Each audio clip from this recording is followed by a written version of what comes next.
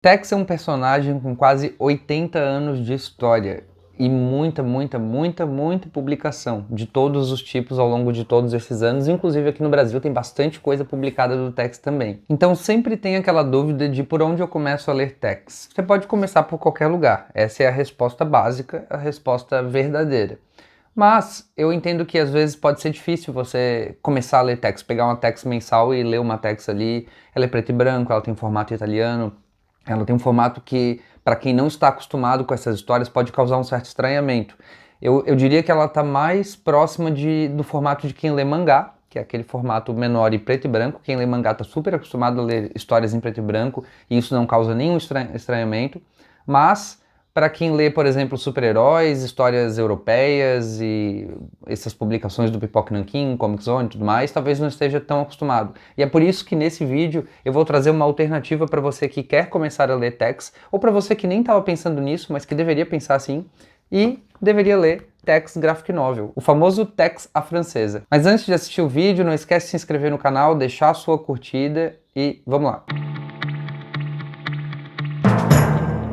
Eu recebi aqui da Mitos Editora a mais nova edição dessa coleção Tex Graphic Novel, que é Rápida e Mortal. Conta a história de uma personagem verdadeira, uma personagem real, uma pessoa que existiu no Velho Oeste, chamada Pearl Hart. Inclusive essa imagem que está aqui na frente é uma imagem famosa, uma das fotografias que existem aí da Pearl Hart dessa época. Nessa história aqui a gente realmente acompanha a aventura da Pearl Hart, a vida dela, por mais que a revista se chame Tex. O Tex e o Kit Carson são meros coadjuvantes aqui. Eles aparecem de tempos em tempos cruzando o caminho da Pearl Hart, ou seja, o Mauro Bozelli aqui, ele meio que usa esse encadernado para contar a história, uma biografia da Pearl, e adicionando em momentos-chave da vida dela a aparição do Tex e a ação dele relacionado a alguma coisa que ela fez ou algo que acontece com ela, por exemplo.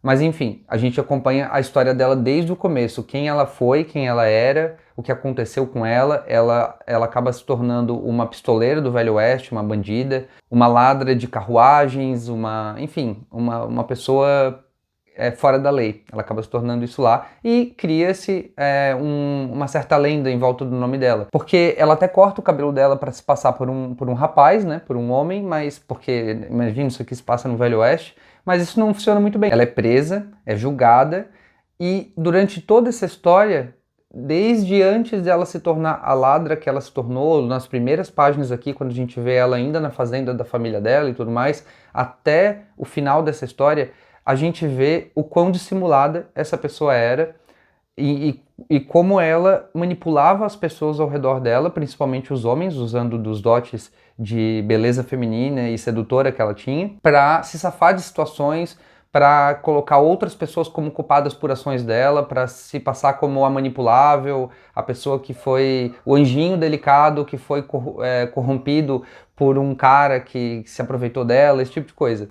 E ela, na verdade, era uma mulher muito esperta, muito inteligente, muito forte e, com certeza, uma fora da lei, mas que conseguiu enganar muitas pessoas com um rostinho doce e um cabelinho loiro. É uma história bem interessante por se tratar de um conto real, né? A gente acompanha aqui realmente uma história real e de uma mulher que virou uma pistoleira, algo muito incomum, pelo menos do que a gente tem de registro. Deve ter havido outras aí, mas do que se tem de registro, a Pearl Hart é uma das poucas famosas. E a gente acompanha essa história desenhada também por uma mulher, que é a Laura Zuccheri, tá aqui o nome dela, que foi a primeira mulher a desenhar Tex em toda a história. Ela desenhou o Tex Gigante 34. E também com cores de outra mulher, a Annalisa Leone. A gente só tem o Mauro Bozelli nos roteiros, que é o atual editor, curador e o maior roteirista de Tex no momento, e duas mulheres no resto da produção desse quadrinho aqui. A arte, como de praxe da Laura Zuccheri, é muito foda, muito boa mesmo. As cores também são muito boas, isso é algo muito padronizado aqui. Só teve uma edição dessas do Tex Graphic Novel, das que eu li, que eu achei as cores demasiado escuras.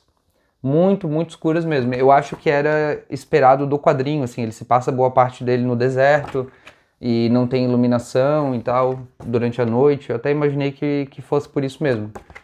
Mais um pouquinho da arte aí, ó. Mas tirando isso, ele geralmente tem um nível muito alto de arte. Adoro esses planos assim, ó, bem detalhados. Putz, muito bonito.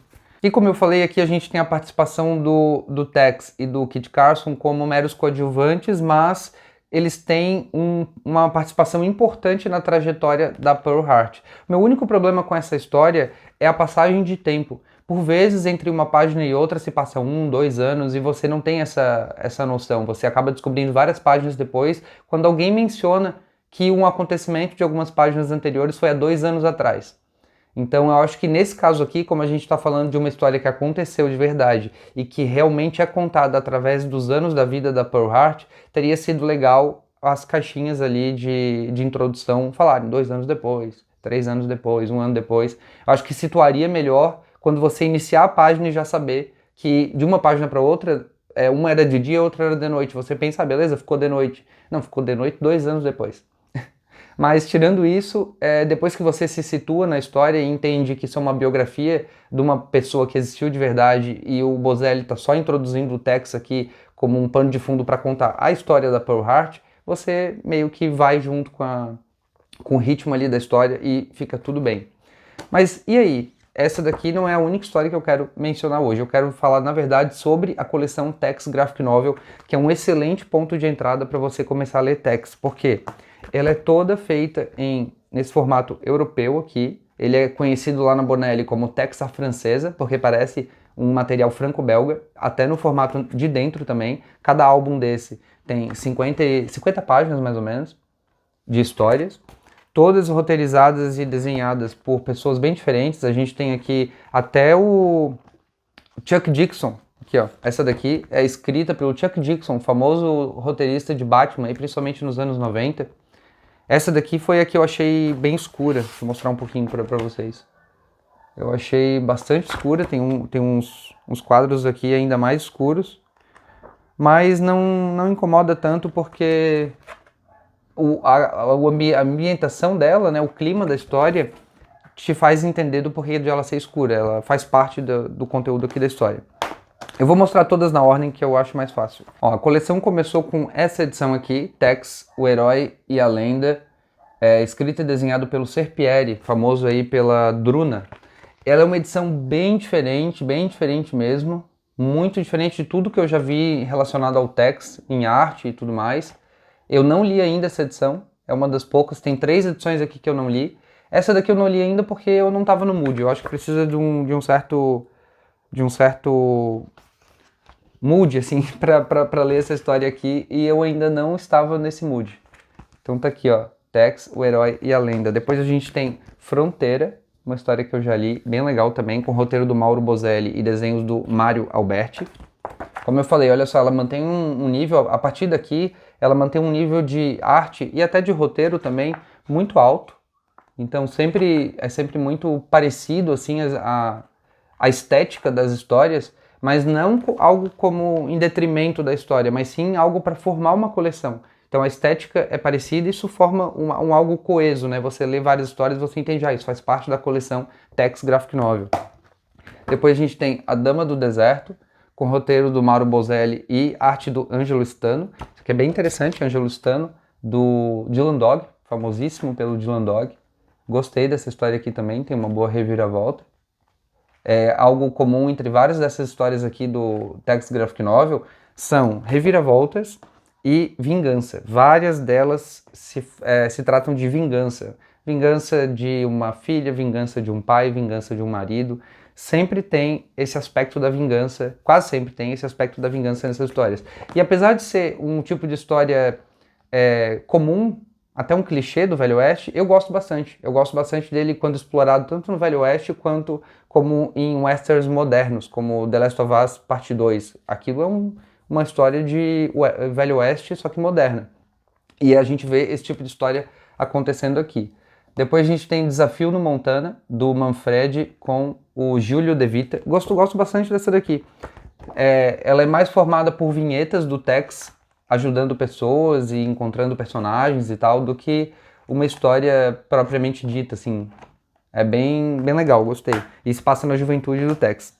Depois a gente tem O Vingador, do Mauro Bozelli com o Stefano Andreucci, que fez com ele também o Tex Gigante 32 e depois o número... o Vingador, isso. Depois o número 6, que é Mauro Bozelli e Corrado Mastrantonio em Justiça in Corpus Christi.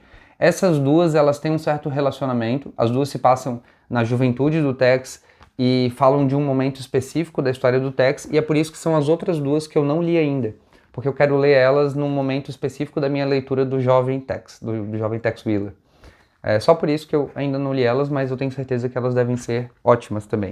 E a partir daqui, eu li todas as outras, do número 7 em diante.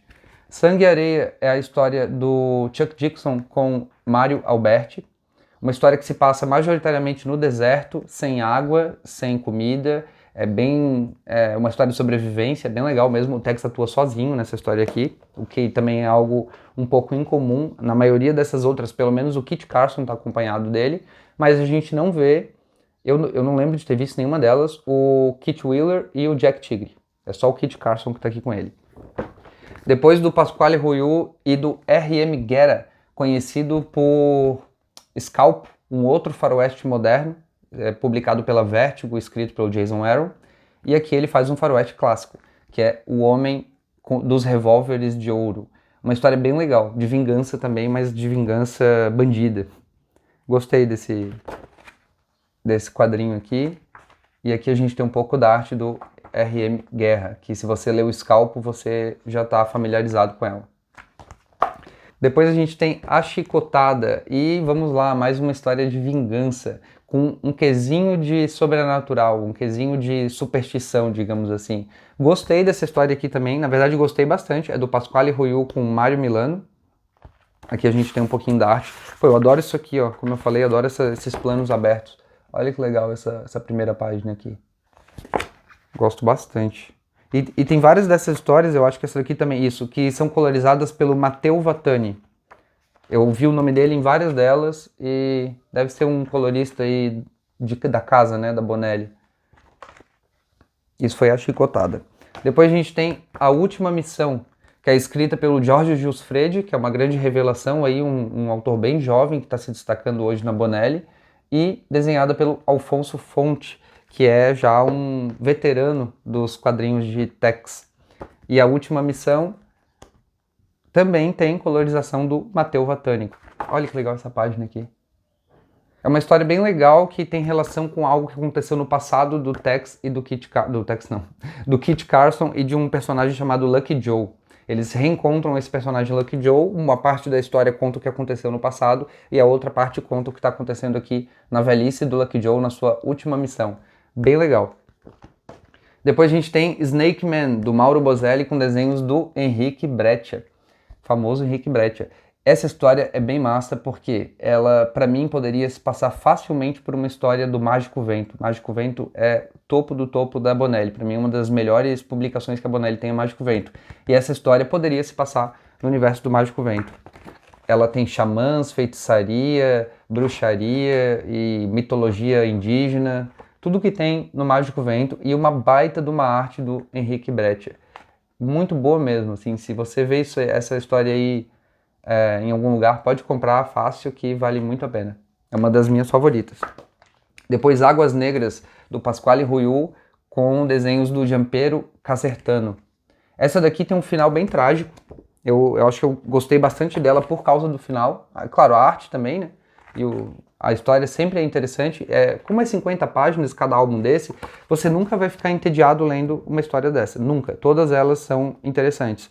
Mas essa daqui tem um final bem trágico mesmo, que me pegou bastante desprevenido. Eu não estava esperando. E me deu até um choque, assim. Depois a gente tem também do Jorge Giuffredi e desenhado pelo Carlos Gomes, A Lenda de Yellow Bird. Provavelmente a melhor história, na minha opinião, dessa coleção aqui. A melhor história em arte, em roteiro. É realmente uma história muito completa.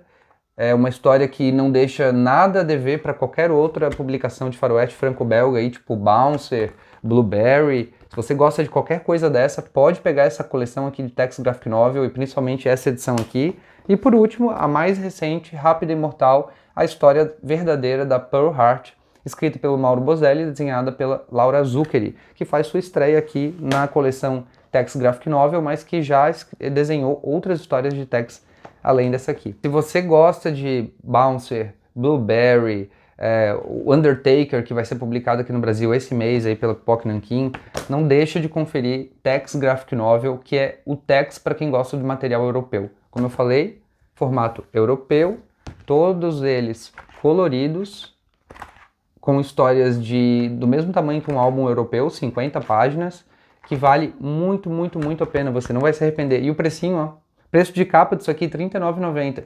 Promoção no site da Mitos aí o tempo todo. Na Amazon, o tempo todo. Na Comic Shop, até aqui da minha cidade, eu sempre consigo a menos do que esse preço. Já consegui edições dessas aqui por R$18. Muito, muito barato. R$18 num quadrinho de excelente qualidade como esse aqui. Não sou de falar preço, mas por que eu falo isso? Porque muitas pessoas estão lá satisfeitos em pagar R$200 no Bouncer, que inclusive eu tenho também, já li e achei sensacional, mas não querem pagar R$20 numa edição do Text Graphic Novel que tem ou qualidade maior ou pelo menos equiparável. Então dê essa chance, lê isso aqui que você não vai se arrepender. E depois me diz aí nos comentários, se você leu por causa desse vídeo, pode vir me cobrar. Me diz aí nos comentários o que você achou de Text Graphic Novel. Muito obrigado por ter assistido até aqui, agradeço bastante a sua curtida, o seu comentário, se você se inscrever no canal caso não seja inscrito ainda, e espero que este vídeo possa te ajudar a conhecer um material excelente de altíssima qualidade que merece ser reconhecido pelo que ele é. Valeu!